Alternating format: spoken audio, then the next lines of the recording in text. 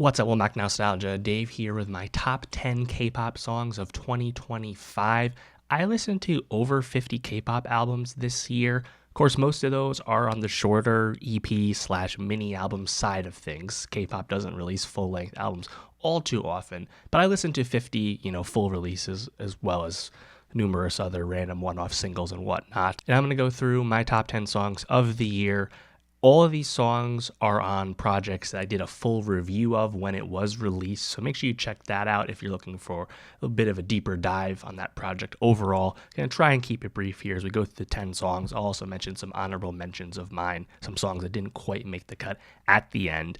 For this list, I'm only picking one song per group to just make the list a little bit more interesting here. Of course, please leave a comment. Let me know what your favorite songs of the year were. If you liked my ranking, if you didn't like my ranking, tell me what was off or right. Just let me know what your favorite songs were as well. So coming in at number 10, I have We Go Up by Babymonster. Of course, Babymonster, the nascent but rapidly rising girl group from YG Entertainment. They have become incredibly popular right away as they've concluded their second year as a group here publicly, but I've often struggled with their consistency as a group. I think they're pretty up and down as they make different types of songs. I think they make songs that are really quite poor, such as Hot Sauce, such as Click Clack, stuff that I find really grating.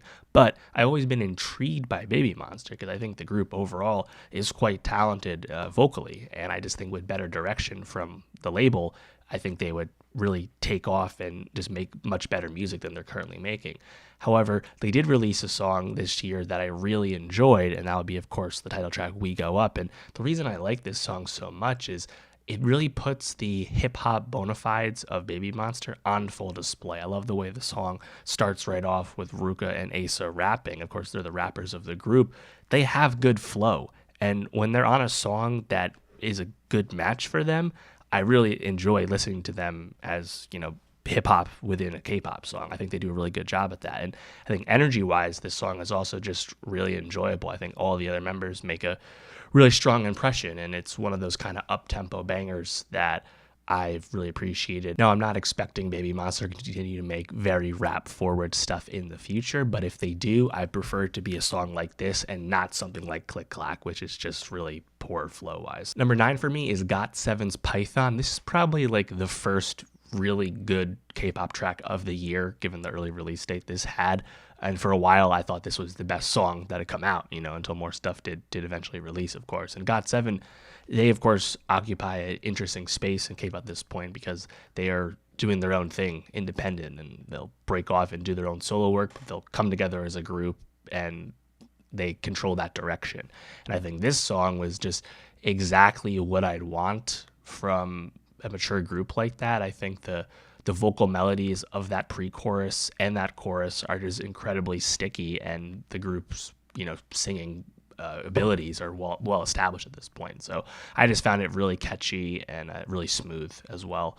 And unfortunately, Jackson Wang, he did release a solo project later in the year, Magic Man 2, and that was actually one of my most disappointing K-pop albums of the entire year. I just felt it was so unlike all the strengths he had shown on the first Magic Man solo album. So that was quite disappointing to me, but I was very thankful that the GOT7 release this year, Winter Heptagon, went really well, and Python's the clear highlight from it. Number 8 for me is Sweet as Sin from 10 off his solo album Stunner. Man, I had a lot of time for this 10 album that came out back in March. In general, I think it was a really great year for male soloists. I'll mention some more of those on the list in the honorable mentions, but male K-pop soloists had a great year, I think. And 10, man, I thought this album was so catchy, it was so fun, and was so upbeat the entire time, and I was really struck with 2 songs from this, Enough for Me and Sweet as Sin. And I went back and forth throughout the year of which of those 2 songs I had in this top 10. I always had at least one of them. I ended up switching it to Sweet as Sin, but I really like both of those songs. Man, I just think vocally, there's a great catchiness to it. I think that's a general theme of mine, is that I really latch on to the more boppier type of stuff. But I think 10, who's not exactly celebrated as like the most spectacular vocalist in the NCT umbrella, I think these songs were a great use of his talents and abilities, and I think the production really matched that. So these are just, I think, really bouncy, boppy songs. And Sweet as Sin, I think just the chorus was just a little bit stickier, just a little bit better written, And that's what, took it over the top for me. And I think overall, this album Stunner is probably one of the most underrated, K-pop solo releases of the year. Number 7 for me is Chill from Lisa. Of course, we got all the Blackpink solo albums between December of last year and early 2025. And the Lisa album, I largely struggled with, and I think it's just more so about like the artistry that Lisa currently displays. I think a lot of it isn't necessarily for me. And again, listen to my review of the whole album for more on that. However, there was one song that was a clear, obvious highlight for me, and of course that was Chill. And the reason I like that song so much is I think that's just like really great, like pure pop songwriting. Obviously, Can't Read My Face, Call Me Mona Lisa is a banger lyric for Lisa to have, but I think overall the production of this song very much reminded me of like 2000s Timbaland. I think the chorus in and of itself is just a kind of a 10 out of 10 pop chorus. Again, very catchy. The drum tempo underneath this song really moves. Definitely a song I revisited all the time just because of how just lively I think it was, and just again super pure bop. So this was the obvious highlight for me for a Lisa album that overall I didn't care for too much. Number 6 for me is Different from Le Sserafim. Now maybe I'm breaking the rules here because this is of course a Japanese song, albeit from a K-pop group. This to me was the obvious best song Le Sserafim put out this year. I like this song leagues more than say their most recent release Spaghetti, which did not make my list or my honorable mentions. A good amount of my songs have a fair amount of English. That's a general trend with K-pop, so it's not like this is a pure Japanese song by any means. But Different to me really gets to the core of Le Sserafim's strengths, and when they're at their best, it's making a song like this. Unsurprisingly, the Chaewon vocals are front and center because it was a Japanese song. There's more Kazuha than usual, but man, I think it has a really fun throwback energy. It's not as like in your face pure pop, but there's a lightness, there's an airiness to the song. I think the chorus is tremendous, and those verses, especially from Chaewon, I think those just flow really well. I really enjoy like the kind of pitter patter of that singing, but to me, this is like a great showcase for the general appeal of Le Sserafim when they're at their best, and I'm hoping we get more of this next year. And the B-side from this release, Kawaii, also I liked quite a bit. That's on my honorable mentions. Now at number 5, I have Takedown from Twice. I had to have Twice on the list because Twice, I would say, had their best calendar year between December 2024 and December 2025 with that Strategy release at the end of last year, into This Is For, into that Japanese album, into their relationship with K-pop Demon Hunters via this song Takedown, the Chaeyoung solo album. Twice was everywhere last year, and of course touring and being public, the Victoria's Secret fashion show performance and everything that lit up on social media. Twice was pretty omnipresent. I think they've really never been bigger than they are right now, and the music to me is as good as it's ever been as well. I've been really connecting with a ton of it. I think This Is For is a honorable mention for me. The Geo solo song ATM is incredible. Frankly, maybe I should have put that on my list. I love that track. But Takedown, I wanted to put this here because I think this was my favorite pure group song from them, and it's really only a trio song. Of course, Geo, Chaeyoung, and Jonghyun. It's not the full group, but I love the energy of this, like Twice doing a rap track. I love Chaeyoung's like style of rap and when it fits into Twice songs, which is not super frequently, but I do like it when we get it. And this is kind of the best example of that this year. And I think it's just a really fun song. I love the energy of it. I love its use within the movie, of course. I definitely prefer this version from Twice versus the Huntrix recorded version that you actually hear in the movie. This song was only heard in the credits, the Twice version. But when I heard this, in the lead up to the movie coming out, it did legitimize the movie to me, even if I didn't seek out the movie right when it first came out. But like this had caught my attention right away. It's like, oh, Twice is affiliated with that movie. That is interesting. And I think the song certainly backed it up. It was really cool when they performed it at Lollapalooza. Number 4 for me is Style by Hearts to Hearts. Hearts to Hearts completely snuck up on me. I think they're, without a shadow of a doubt, like the rookie K-pop group of the year, but they really came out of nowhere for me. I didn't have any hype for them, leading up. But unsurprisingly, as the new rookie girl group from SM Entertainment, they did in fact deliver as the year went on. I think there was a lot of songs you could have picked to represent them on a top 10 list, right? I think I liked Focus. I really liked The Chase, Pretty Please. All these songs alongside my selection here, of course, Style. Man, the pop songwriting capabilities for this group are like really impressive. There is some really sticky pop in their music. And Style to me is my favorite of all of them because I think this is just like the best recent example of like the traditional like K-pop like girl crush style of K-pop music.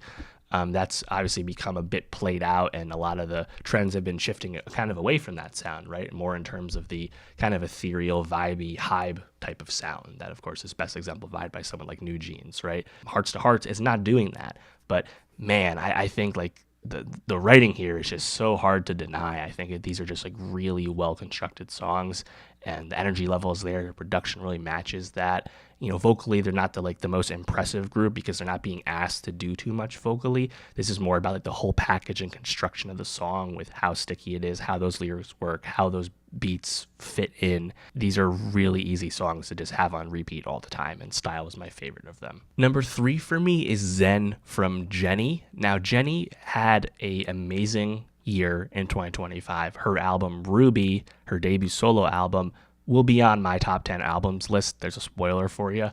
So I'll be talking more about the album in the aggregate as well, but I had to pick one of her songs for my top 10 list here. The biggest song of the bunch was Like Jennie. I really was a fan of Extral as well as With the IE Way Up, but my favorite song, at least this song that I found was the most impressive. It's definitely not the song I listened to the most. I definitely listened to those other ones I just mentioned more.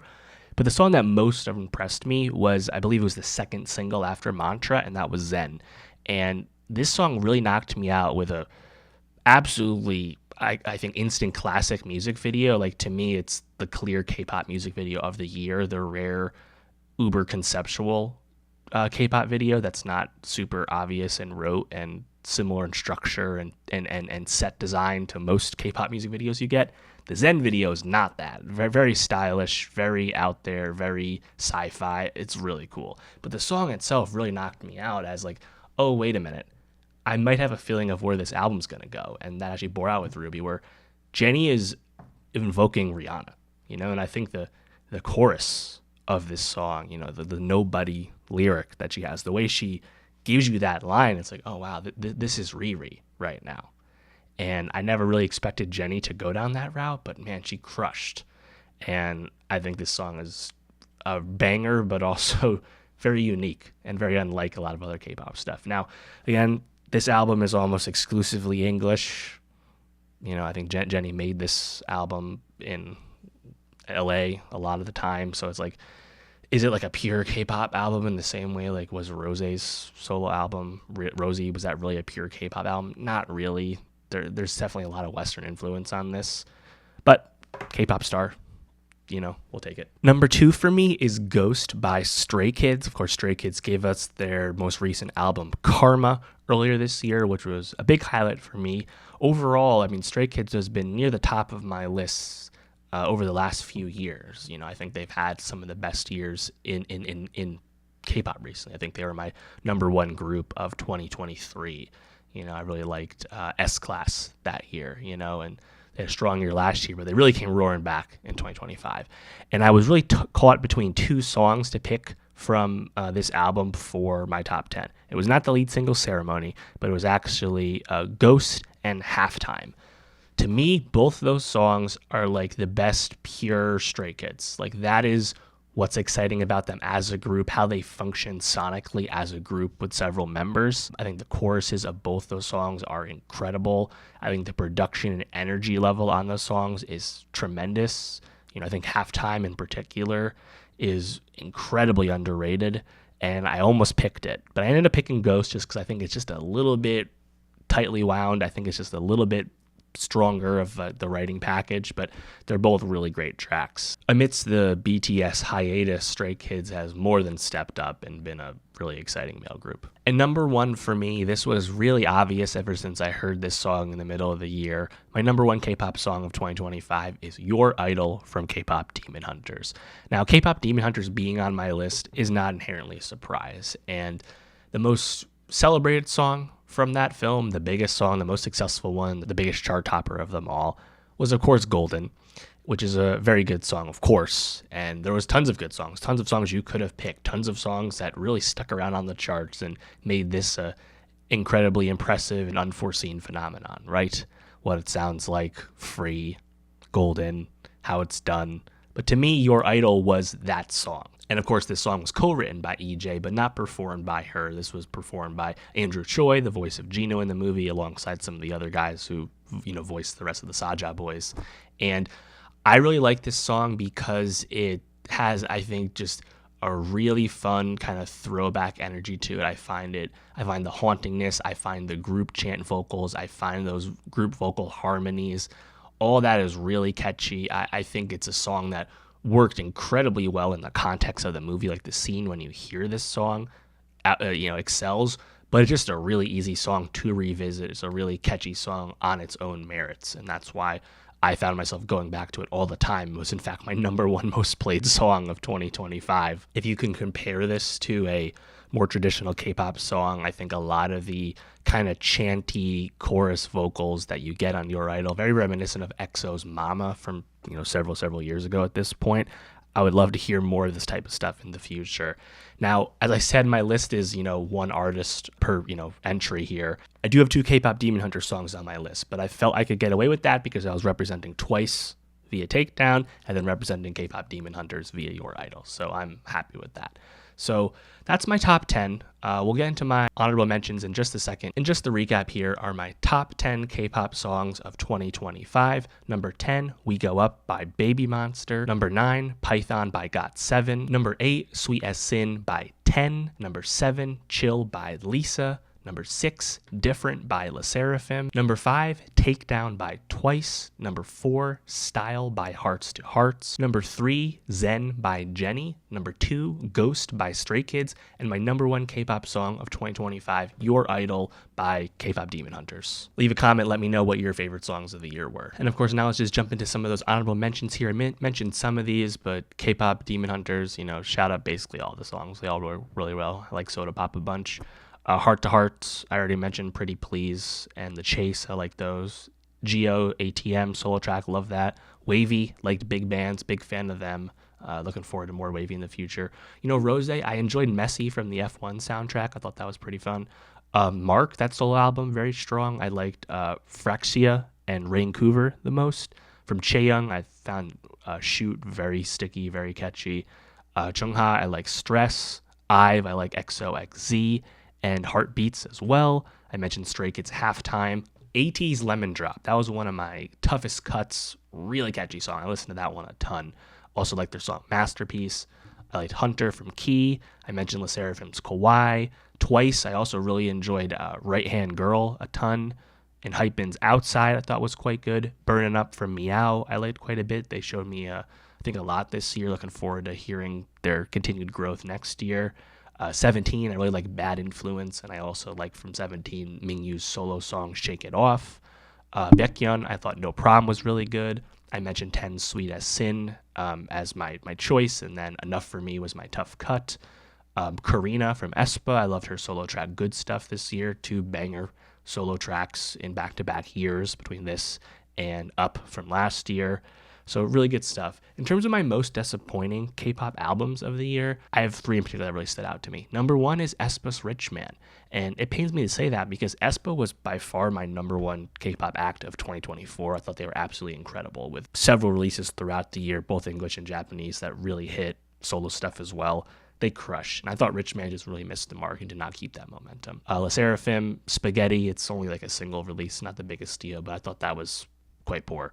And then Kiss of Life 224, it just did not hit the same. They had an amazing 2024, second really only to aespa, and they also did not keep that going at all this year. So we'll see what happens with them. But let me know, what are your favorite K-pop songs of the year, your favorite K-pop albums of the year? What stood out to you? What did I leave off that I shouldn't have? Let me know. Leave a comment. And for more music reviews and more K-pop reviews, including reviews of every album as it comes out, when it comes out, subscribe, and I'll see you next time.